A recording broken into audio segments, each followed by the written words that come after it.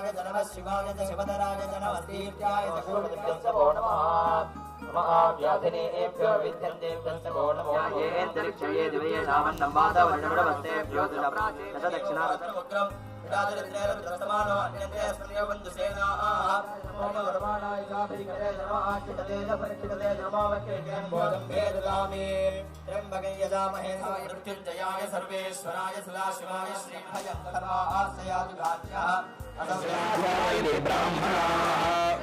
मोक्षं गमिष्यन्ति तन्मे मनः शिवसङ्कल्पमस्तु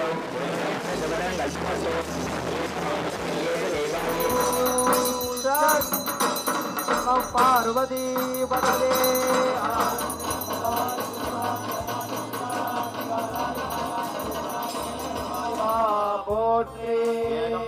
எந்தாய் போற்றி மல்க மேன்மைக்குள் செய்வனீதி விளங்குக உலகமெல்லாம் ஹரஹர நம பார்வதி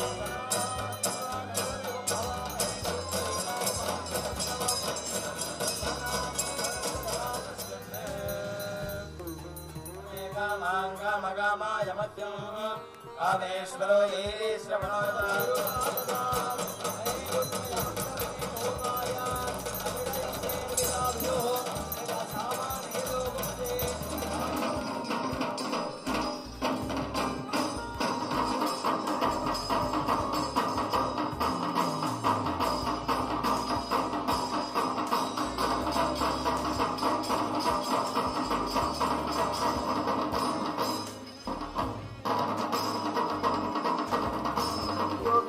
स्वरूपाणां श्री कालभैरव महाकाली स्वरूपाणां श्री कैलासोन्नत द्वादश. This is my first trip to Varanasi, and I've attended Inner Awakening before this, but experiencing Swamiji in Varanasi at Inner Awakening is a completely different experience. There have been several highlights to the program so far. It's our 17th day, and some of them, the most important one is of course the third eye initiation, which was pretty amazing. We've been having initiations almost every day, and we've all been practicing blindfold reading, and I've noticed that my intuition has gone up very high, and I've been able to perceive words written on paper completely blindfolded, and this has been a totally a new experience for me. And the kids are all reading blindfolded. My son can see words appearing in silver in a black background, and he's been able to read sentences quite well, and that has been quite a big surprise for me. The other highlights of the program have been the Meenakshi Tirukalyanam. So my husband and I, we got remarried in Varanasi in the presence of Swamiji during Meenakshi Tirukalyanam, and that was really amazing, and we are very excited to start a new life together with complete completion with each other. And we've had several homas so far in this program. One was the Dakshinamurti Homa. The temple visit, we went to the Kalabhairava temple. We also went to the Kashi Vishwanath temple yesterday early morning at 1:30. And that was quite an amazing experience. We actually got to see the linga, and we also saw Swamiji performing Rudrabhishekam to the lingam in the temple, and that was really amazing. I would totally say this is a true blessing for me in my life, and I'm really happy that my mind or nothing else stopped, and I was really called here.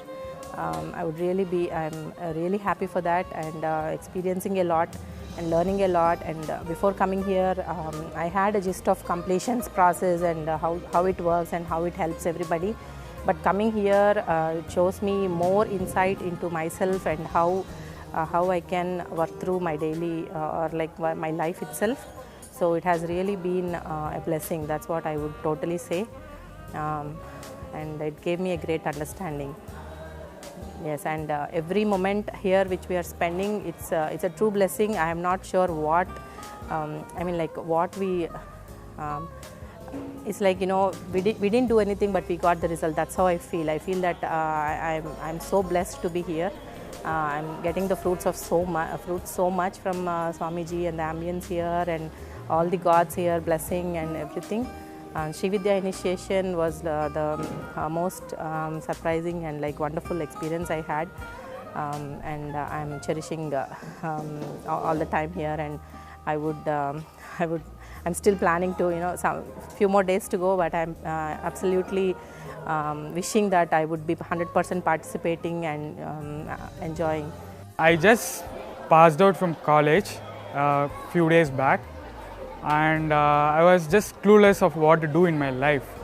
And then suddenly I had this intention of attending Inner Awakening, and suddenly it all came into place, and I just landed up here. And I'm sure, pretty much sure, coming to IA is the best decision I've ever made in my life. And we all went through a lot of completion process, Shivoham process, homas, and many other stuffs. And we went to site visits, to temples, and we really had a great time here. And the completion process which we underwent put me in a complete peace. I never had such a kind of peace in my life. And the upsurge of Kundalini during the Shivoham process put us all into the ultimate ecstasy of life, the Shiva Bhota. How to become like Nachiketa? What I feel is just continuously standing up for the truth instead of just getting diluted with other things around you. So like not having any vested interest, but just only seeking for the truth, nothing else other than that. See, when you're strong inside, nothing outside can affect.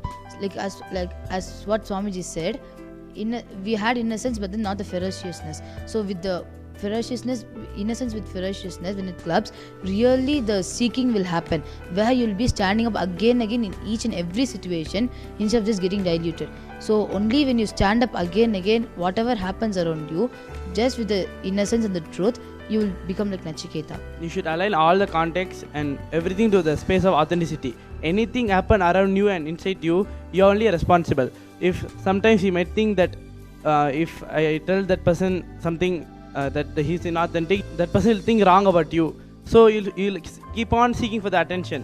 So when you drop that pattern of attention need, by just holding on to the authenticity, whenever that thought comes, just dropping it and holding on to the authenticity will just restore your space and lead you to become like Nachiketa. Like even in the case of Nachiketa, because he knew the truth was to keep his father authentic, even though his father cursed him, go to Yama, he just because he was standing with the authenticity and not for any attention need or to prove that he's great, he had that love towards his father, the uncompromised love to his father. That is why when he even went to Yama, the first boon he asked is just for his father. So in this, if you can see that Nachiketa was standing up for the truth and not fallen in any point, even though his father was against of him.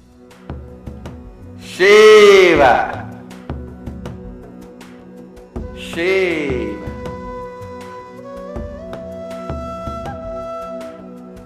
Shiva.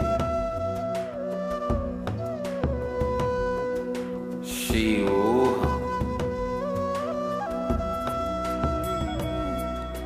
Welcome home to experience love current of Mahadeva.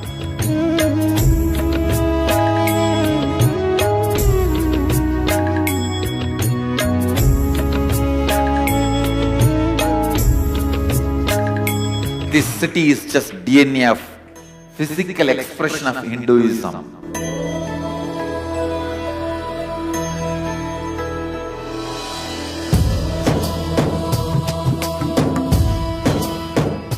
From your side, nothing needs to be done other than being here.